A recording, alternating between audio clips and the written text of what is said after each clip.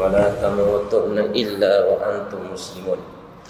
وقال يا أيها الذين آمنوا اتقوا الله وقولوا قولا سديدا يصلح لكم أعمالكم ويغفر لكم ذنوبكم ومن يطع الله ورسوله فقد فاز فوزا عظيما. Jemaah salat maghrib yang mudah-mudahan Allah rahmati, Allahumma inna nas'aluka ilman nafi'ah wa rizqan thayyiban wa amalan mutaqabbala. Ya Allah, kami mohon kepadamu ilmu yang bermanfaat, rezeki yang baik dan amal ibadah yang diterima di sisi-Mu. Ya Allah, kami pula bermohon dengan majelis atau dengan wasilah majelis taklim, dan setelah kami melaksanakan salat maghrib secara berjamaah, kami mohon kepadamu ya Allah, berikanlah pertolongan kepada saudara-saudara kaum muslim yang berada di Palestina, dan berikanlah pertolongan, kemenangan, kekuatan kepada mujahidin yang berada di Palestina, dan kalahkanlah orang-orang Yahudi, cerai-beraikan persatuan mereka, hancurkanlah mereka sehancur-hancurnya. Amin ya rabbal alamin, amin ya mujibas sa'il. Jemaah salat maghrib yang mudah-mudahan Allah rahmati, insyaallah kita akan lanjutkan pembahasan kita di dalam buku Minhajul Hayah karangan Muhammad Wa'il Al-Halwani. Di sini dikatakan kana Allah fi aunika, semoga Allah senantiasa menolongmu wahai saudaraku. Ini nasihat Muhammad Wa'il Al-Halwani. Fa inna tarwidiha asir, karena menundukkan hawa nafsu itu sesuatu yang berat. Jadi kita masih membahas nafsu, dua musuh. Saya ulangi, dua musuh kita dalam menjalani kehidupan dunia ini untuk mencapai ridha Allah, untuk mencapai surga Allah yang paling tinggi, dua, yaitu tadi an-nafsu wa syaitan, yaitu nafsu dan syaitan. Sekarang perbedaannya jemaah sekarang, apa beda godaan nafsu dan godaan syaitan? Bahkan berat ya sisi perbedaannya. Kalau godaan nafsu lebih kuat dan satu arah godaannya. Tapi kalau godaan syaitan, ketika mungkin bisik ayo berzina, ayo berzina. Ketika kuat hati kita, dia tidak akan pernah dia tidak mau akan mengulangi lagi godaan itu, pasti dia akan menggoda dengan godaan yang lain. Tapi kalau nafsu, sebagaimana yang dikatakan Imam Ibnu Qayyim, Imam Ibnu Qudamah, nafsu itu sholat, lagi tidur, lagi nyenyak, lagi asik tidur ini, tidur masih banyak waktu. Kita sudah bangun itu, tidur lagi, terus sampai kita ini terlewatkan dari sholat malam. Itu kalau godaan nafsu kuat, dia terarah. Misalnya kalau dalam urusan kaitan dengan korupsi, ketika dia menggoda pertama nafsu ini, haram. Tapi godaan mulai lagi masuk godaan yang kedua. Anak kamu butuh itu, butuh biaya kuliah, butuh biaya ini, butuh biaya. Kamu dapat dari mana uang? Sementara uang kamu itu tidak cukup untuk membayar itu, hanya cukup untuk makan gaji kamu. Sudah mulai digoda terus sampai orang itu terjerumus ke dalam maksiat itu. Innan nafsa la'ammaratun bisu. Kemudian yang kedua jemaah sekalian yang mudah-mudahan Allah rahmati, perbedaannya, kalau godaan syaitan kita baca a'udzubillahi minasyaitonirrajim atau baca Al-Quran, cepat hilangnya. Tapi kalau nafsu, itu masya Allah, mujahadah, perlu kesungguhan yang luar biasa untuk melawannya. Bahkan di dalam salah satu hadis Israiliyah, nafsu dibandingkan dengan syaitan. Syaitan itu awalnya dia termasuk golongan jin, bahkan termasuk golongan malaikat yang ibadah dan taat kepada Allah luar biasa. Tapi karena ingkar tidak mau sujud kepada Adam, maka dia maka dia meminta jatah sampai datangnya hari kiamat untuk menjerumuskan, menyesatkan anak keturunan Adam. Awalnya dia mengaku Allah sang mulia dan yang itu luar biasa itu syaitan atau iblis. Tapi kalau namanya nafsu, sebagaimana di dalam hadis Israiliyat itu dijelaskan, ketika nafsu ini dimasukkan ke dalam nafsu ini, ditanya oleh Allah, man anti ya nafsu ya nafsa man anti, siapa engkau? Ana. Wa man ana, dan siapa saya? Ini kata Allah. Ya, ana wa anta wa anta. Saya, kamu. Alhamdulillah ini. Dan 3 kali Allah tanya begitu, masih tetap ngeyel dia. Kemudian jemaah sekalian yang mudah-mudahan Allah rahmati, ketika nafsu ini dimasukkan oleh Allah ke dalam neraka, kemudian dia bertaubat tidak tahan dengan dahsyat dan ngerinya siksa neraka, ketika selamat dari neraka dan minta bantuan dan pertolongan Allah, ditanya oleh Allah, man anti wa man ana, siapa engkau wahai nafsu dan siapa saya? Kata-kata yang keluar sama, amma anta wa anta wa amma ana. Adapun engkau, adapun saya. Dimasukkan lagi kedua, jawabannya begitu. Dimasukkan lagi yang ketiga, begitu pula jawabannya nafsu ini. Maka nafsu, masya Allah, maka benar di sini, aqsama rabbuna tabaraka wa ta'ala 11 qisman ala filahi man zakkaha. Sampai Allah bersumpah dengan dirinya dan dengan makhluk-makhluknya yang lain. Bisa matahari, bisa waktu duha, kemudian dengan bulan. Sampai 11 kali Allah Subhanahu wa taala bersumpah, qad aflaha man zakkaha. Sungguh beruntung, sungguh mulia orang yang mensucikan nafsunya. Jemaah sekalian yang mudah-mudahan Allah rahmati, kemudian Allah Subhanahu wa taala lanjut tadi, Allah Subhanahu wa taala mana'aha 'anir rizq. Nafsu ini subhanallah oleh Allah ditahan rezekinya, tidak dikasih makan, tidak dikasih minum. Maka ketika Allah tanya, man anti wa man ana, wahai nafsu, siapa kamu dan siapa saya? Kemudian dia bilang, anta rabbi wa ana abduka. Engkau adalah Rabbku ya Allah, sementara saya adalah hambamu. Nafsu ini ditahan dari rezeki, ditahan dari makan, ditahan dari minum, sehingga dia baru melemah. Jemaah sekalian yang mudah-mudahan Allah rahmati, saking kuatnya nafsu, syaitan ketika di bulan Ramadan diikat semua. Bahkan jumhur ulama mengatakan diikat semua syaitan, baik yang kecil maupun yang besar, iblis dan anak keturunan semua diikat. Ada juga penafsirannya yang diikat itu adalah pembesar syaitan atau anak-anak pembesarnya iblis yang diikat. Sementara yang keroco itu tidak diikat. Ya, oke. Sekarang kita paham bahwa ketika di bulan Ramadan syaitan dan iblis diikat. Sekarang kenapa sih masih ada orang yang tidak mau berpuasa? Kenapa sih orang masih ketika di bulan puasa masih terbiasa dengan maksiat dan dosa? Karena nafsu. Nafsunya dia tidak kalahkan. Nafsunya dia tidak berusaha untuk mensucikan nafsunya, sehingga meskipun syaitan terikat, nafsunya yang terbiasa dengan perkara-perkara dosa dan maksiat, sehingga berat untuk melaksanakan sholat, berat untuk membaca Al-Quran. Maka Al-Imam atau Al-Askandari mengatakan 1000 syaitan, atau di dalam hadis mengatakan 70 syaitan. Di dalam keterangan yang lain para ulama mengatakan 1000 syaitan. Itu tidak ada apa-apanya dibandingkan dengan godaan nafsu. Maka atau Allah Askandari mengatakan anna asala kullu ma'siyatin wa ghaflatin wa syahwatin ya'ni ar-ridha 'anil nafs.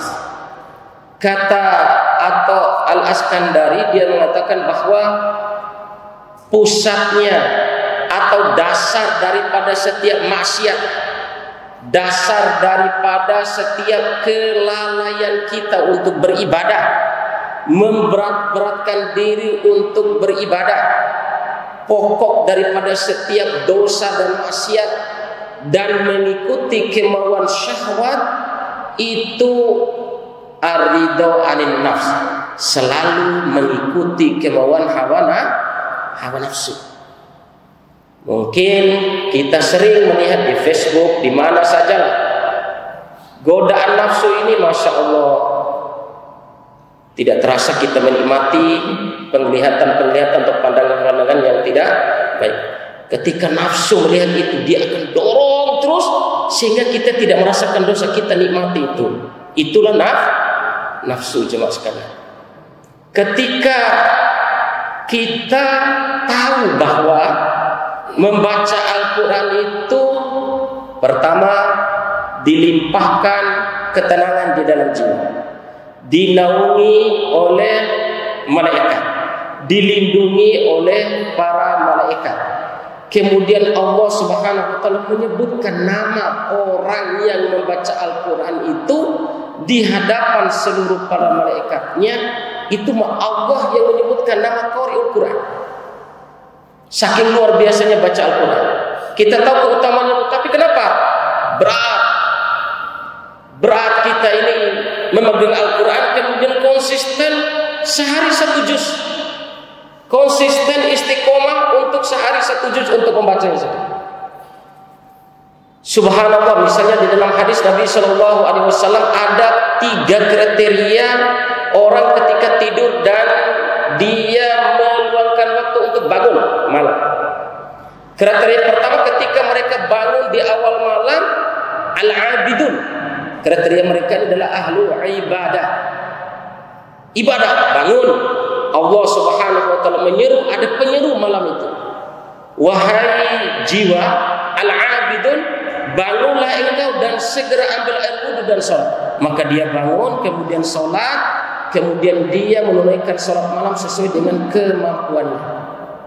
Kemudian yang kedua, ada penyeru lagi, ya qanit, wahai orang yang tekun dalam beribadah. Maksudnya ini di pertengahan malam, dia bangun di pertengahan malam, sholat sampai datangnya waktu sahur. Ini al-qanit, orang yang tekun di dalam beribadah kepada Allah Subhanahu wa taala. Kemudian dia bangun dan dia sholat. Subhanallah, bersyukur ketika kita ini bisa bangun malam.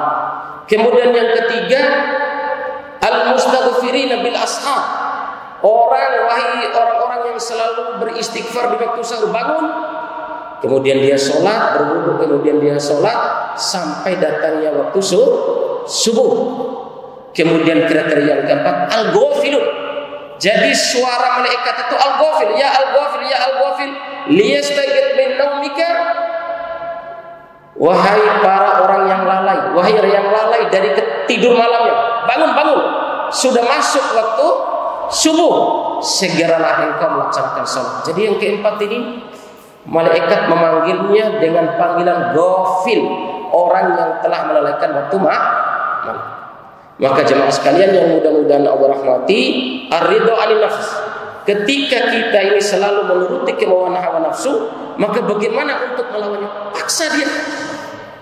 Paksa, sibukkan nafsu kita ini dengan kebaikan dan ketaatan, sehingga biji yang keluar dari diri kita adalah biji takwa kepada Allah Subhanahu wa taala. Kalau kita tidak paksa ini, awalnya berat, rutin baca Al-Quran 1 juz, mungkin 5 lembar waktu ba'da subuh, 5 lembarnya mungkin sebelum tidur, ataulah kalaupun tidak mampu, ya berapapun, yang penting ada rutin setiap hari.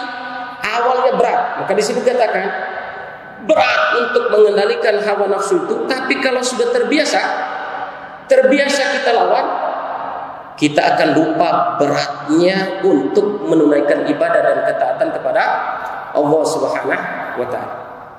Jemaah sekalian yang mudah-mudahan Allah rahmati, sampai Allah Subhanahu wa taala bersumpah dengan 11 kali sumpah akan keberuntungan orang yang mensucikan hawa nafsunya.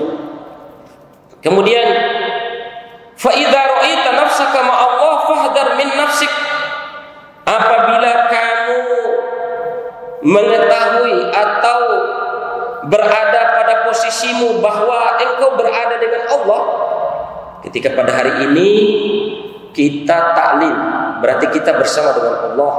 Kita sholat isya nanti berjemaah, kita bersama dengan Allah. Maka nasihat Muhammad sallallahu alaihi wasallam, fahdar min nafsik. Ketika kamu bersama dengan Allah, ketika agenda kamu, ibadah kamu bersama dengan Allah Subhanahu wa taala, fahdhar min nafsik, ingatlah selalu olehmu akan bahaya godaan nafsu. Pada hari ini mungkin kita bisa sholat berjamaah, ikut taklim dan yang lain. Mungkin besok atau kapan lagi waktunya mungkin susah untuk menunaikan itu. Maka ketika kita bersama dengan Allah, fahdhar min nafsik, jagalah godaan nafsu. Jangan sampai ada peluang nafsu untuk melalaikan kita daripada ibadah. Jangan sampai ada peluang nafsu membuat malas kita untuk mengikuti ibadah itu. Kemudian wa idza ra'aitaha ma'a nafsika, apabila engkau berada dalam posisi bahwa nafsumu berada dengan dirimu selalu mengikuti kemauan hawa nafsumu, fahdhar minallah, maka takutlah, waspadalah, jagalah dirimu dari siksa Allah, dari celaan Allah, dari kemurkaan Allah, dari kemarahan Allah Subhanahu wa taala. Maka Masya Allah, ketika kita bersama dengan Allah, jaga, jangan sampai ada peluang nafsu. Kita pada hari ini sholat, tapi jangan sampai ada peluang nafsu mungkin melihat sesuatu yang tidak halal. Jangan sampai ada peluang nafsu untuk berhayal sesuatu yang tidak memberikan manfaat untuk kita. Kemudian Rasul sallallahu alaihi wasallam bersabda, wal mujahidu man jahad nafsahu fillah. Adapun orang yang berjihad itu adalah siapa yang memerangi hawa nafsunya karena Allah Subhanahu wa taala. Bal afdalul jihad man jahada nafsuhu fi dzatillahi azza wajalla. Bahkan di dalam sabda yang lain Rasul sallallahu alaihi wasallam bersabda, seutama-utama jihad adalah siapa yang memerangi hawa nafsunya karena Allah Subhanahu wa taala. Al-mujahadatu taufiqun, sungguh memerangi hawa nafsu itu adalah hidayah dari Allah Subhanahu wa taala, taufik dari Allah Subhanahu wa taala. Maka karena beratnya memerangi hawa nafsu ini, maka kita disarankan, diperintahkan oleh Rasul sallallahu alaihi wasallam untuk berdoa, Allahumma ati nafsi taqwaha zakkiha, ati nafsi taqwaha zakkiha. Ya Allah, berikanlah di dalam nafsu saya ini nafsu yang selalu bertakwa kepadamu. Zakiha, sucikanlah, bersihkanlah nafsu saya. Anta khairu man zakkaha, karena engkaulah sebaik-baik yang mensucikan jiwa ini. Anta khairu man zakkaha anta maulaha, dan engkaulah pelindung dan penolong daripada jiwa dan nafsu saya. Kita tidak boleh lepas dari mohon perlindungan dan pertolongan kepada Allah Subhanahu wa taala. Walladzina jahadu fina lanahdiyannahum subulana. Dan Allah Subhanahu wa taala berfirman, orang-orang yang sungguh berjihad di jalan kami, lanahdiyannahum subulana, kami benar-benar akan menunjukkan kepada mereka jalan kami. Sungguh-sungguh dalam memerangi hawa nafsu ini Allah akan berikan jalan keluar. Allah akan berikan jalan untuk kita ini jauh daripada godaan hawa nafsu. Wa innallaha lama'al muhsinin, dan sesungguhnya Allah bersama dengan orang-orang yang selalu melakukan kebaikan. Sebagaimana yang dikatakan oleh Muhammad Al-Halwani kemarin pada pembahasan awal-awal nafsu dan syaitan ini, insagulatka bita'ati wal ibadah taqwa. Apabila nafsu ini kamu sibukkan diri dengan ibadah dan taat kepada Allah dan menjauhi dosa, maka nafsu akan terbimbing dengan takwa kepada Allah Subhanahu wa taala. Apabila nafsu kita bimbing dengan dosa dan maksiat, maka dia akan melahirkan orang-orang yang selalu berbuat durhaka dan maksiat kepada Allah Subhanahu wa taala. Maka di sini jemaah sekalian yang mudah-mudahan Allah rahmati, wa amma syaitani fa akhbirni. Adapun tentang setan, fa akhbirni, berikanlah atau informasikanlah kepadaku tentang syaitan itu. Maka di sini dikatakan oleh Muhammad Al-Alwani, in sami'ta insana yang kusuka wa yukhattitu min wara'i dhahrika. Apabila kamu mendengar ada seseorang atau ada seorang manusia yang kusuka, yang seseorang itu berusaha untuk mencelamu, wa yukhattituka min wara'i dhahrika, dan berusaha membuat makar yang buruk di belakangmu. Jadi ada orang yang selalu mencelamu, kemudian ada orang yang selalu berbuat makar buruk kepada dirimu. Wa ma syu'uruka, bagaimana perasaanmu ketika kamu mengetahui, ketika kamu mendengar ada orang yang berusaha mencelamu dan ada orang yang berusaha membuat makar buruk untuk dirimu. Apa perasaanmu ketika kamu mendengar itu? Wa ma amaluka, dan apa yang akan engkau kerjakan ketika engkau mendengar ada orang yang mencelamu dan ada orang yang membuat makar buruk kepadamu di belakang engkau yang tidak engkau ketahui, ya. Tapi kamu ketika kamu dengar, apa yang kamu perbuat? Maka di sini Muhammad bin Al-Halwani mengatakan, fa kaifa biman la yafta'u yakiduka, yakni asyaitan. Maka bagaimana dengan sesosok makhluk la yafta'u yakiduka, yang syaitan itu tidak pernah berhenti berbuat makar untuk tidak pernah berhenti untuk berbuat makar untuk menyesatkanmu dari jalan Allah Subhanahu wa taala yang lurus ini. Kalau tadi kita mendengar ada orang mencela, ada orang yang berbuat makar kepada kita di belakang kita yang kita tidak ketahui, kemudian kita mengetahuinya, apa perasaan kita dan apa yang kita perbuat, tentu kita panik, tentu kita marah, tentu kita harus menjaga diri dan waspada diri. Itu baru satu kejadian yang kita dengar, ada orang yang mencela dan membuat makar buruk kepada kita. Sekarang pertanyaannya jemaah sekalian, bagaimana kalau dengan sesosok makhluk yang tiada pernah berhenti membuat makar kepada diri kita ini? Siapa mereka? Siapa makhluk yang tidak pernah berhenti untuk berbuat makar atau membuat makar buruk kepada kita? Yakni asyaitan. Yakni syaitan. Fala yaglibannaka aduwuka ala dinika bil timasil udri kulli khati'atin. Jangan sampai musuhmu yaitu setan itu bisa mengalahkanmu, ya, yang berkaitan dengan agamamu, bil timasil udri kulli khati'atin, sehingga engkau membuat alasan untuk membuat kesalahan. Mencari-cari alasan untuk berbuat dosa dan maksiat. Jangan sampai, kata Muhammad Al-Halwani, musuhmu yaitu asyaitan mengalahkanmu dalam urusan agama, yang dimana kamu bisa mencari-cari alasan untuk berbuat dosa dan maksiat, mencari-cari alasan tidak melaksanakan perintah, mencari-cari alasan untuk berat tidak sholat dan yang lainnya. Jangan sampai setan mampu mengalahkan kalian dalam urusan agama kalian. Wa tasyidul futya likulli ma'siyatin, dan mencari-cari fatwa untuk setiap maksiat. Boleh enggak sih sogok ketika pemilu, ketika ini boleh apa tidak? Kemudian kok kita mencari-cari fatwa untuk menghalalkan itu maksudnya. Jangan sampai kita ini mencari-cari fatwa yang memperbolehkan sebuah dosa dan maksiat.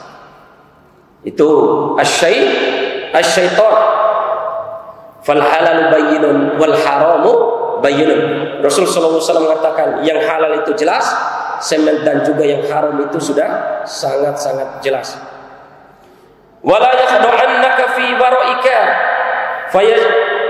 fayujahadaka fit tafatil hakir. Jangan sampai engkau tertipu dengan kewaroanmu. Kita ini berusaha waro, tapi jangan sampai waro kita ini menipu kita, sehingga kita ini rutin menjauhi perkara-perkara yang ringan, ya, menjauhi perkara-perkara yang ringan.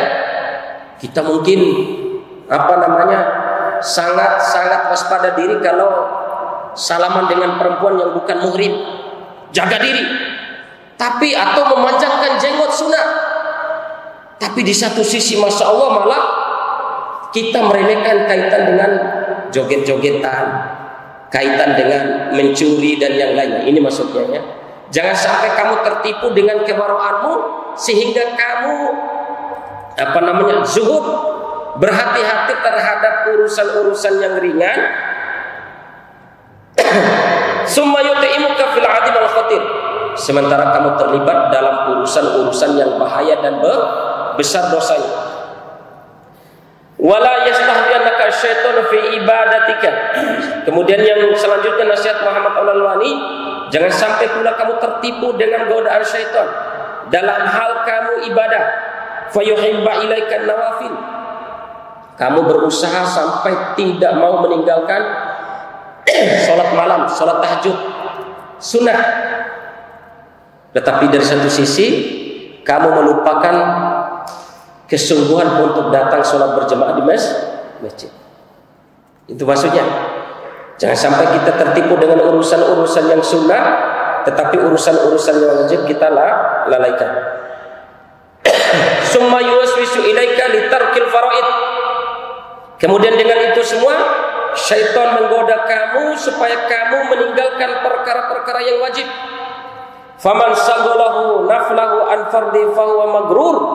Siapa di antara kita ini yang disibukkan oleh syaitan dengan urusan-urusan yang sunnah daripada urusan yang wajib, maka sungguh dia telah magrur, tertipu. Sudah aja? Tipu? Tinggal 10 menit. Kemudian lanjut. Hadha huwa asy-syaitan wa ma hiya bi maqulatihi. Ini adalah syaitan. Yang tadi sudah dijelaskan oleh Muhammad Al-Alwani, dia katakan hadha huwa syaitan. Inilah syaitan itu wahai saudaraku, wa ma hiya bi maqulatihi, dan inilah apa yang dikatakan oleh syaitan. Di dalam hadis Nabi SAW dikatakan wa izzatika ya Rabbi, demi kemuliaanmu wahai Rabb, wahai Tuhanku. Ini kata syaitan. La abraha ubwi ibadaka, saya tidak pernah akan berhenti menyesatkan hambamu ya Allah, madamat arwahum fi ajsadihim, selama ruh-ruh mereka masih ada dalam jasad mereka. Selama kita ini belum mati, syaitan tidak pernah berhenti untuk menjerumuskan kita, untuk menyesatkan kita. Faqala Rabb, maka Allah menjawab, wa izzati wa jalali, demi kemuliaan dan keagunganku, la azalu aghfiru lahum, senantiasa dan selalu saya akan mengampuni mereka, mastaghfaruni, selama mereka mau memohon ampun kepadaku. Kemarin mungkin di dalam khutbah Jumat sering saya sampaikan, ya, la ubwiyannahum ajmain, sumpahnya syaitan di hadapan Allah akan menyesatkan manusia dari jalan yang lurus. La uzayyinanna lahum. Kedua, perbuatan dosa, perbuatan maksiat, meskipun resiko untuk jiwanya, berisiko penjara, berisiko malu kalau diketahuan oleh orang, itu kan berisiko semua. La uzayyinanna lahum. Yang buruk-buruk itu, yang kelihatan ngeri itu, la uzayyinanna lahum, saya akan perbagus, saya akan perindah sebagaimana indahnya emas dan perak, sehingga manusia dan keturunan Adam ini berlomba-lomba untuk melakukan dosa dan maksiat. Yang ketiga, la aqudanna lahum siratakal mustaqim, akan menyesatkan, akan memperindah perbuatan buruk. Kemudian yang ketiga, la aqudanna lahum siratakal mustaqim, 24 jam saya akan duduk di hadapan mereka supaya mereka ini terhalang dari jalan Allah yang lurus. Cuma masya Allah, tidak pernah berhenti syaitan. Maka ketika kita bersama dengan Allah, jaga diri kita dari syaitan, jaga diri kita dari nafsu. Falaitaka takun Umar, alangkah baiknya kalau kamu ini bisa seperti Umar ibn Khattab. Apa kata Umar bin Khattab? Apa kata Rasulullah SAW? Malakika syaitan qattun salikan fajjan illa salaka fajjan ghair fajjika. Tidaklah syaitan berjalan di satu jalan berpapasan dengan umat, kecuali syaitan itu akan memilih jalan yang lain karena takutnya kepada umat. Nah, ini Masya Allah. Mudah-mudahan kita bisa seperti apa namanya akidahnya Umar, seperti ibadah dan ketaatannya Umar Ibn Khattab. Amin ya rabbal alamin. Karena sudah masuk waktu Isya, kita tutup dengan doa kafaratul majlis. Subhanaka Allahumma wa bihamdika asyhadu an la ilaha illa anta astaghfiruka wa atubu ilaik. Wassalamualaikum warahmatullahi wabarakatuh.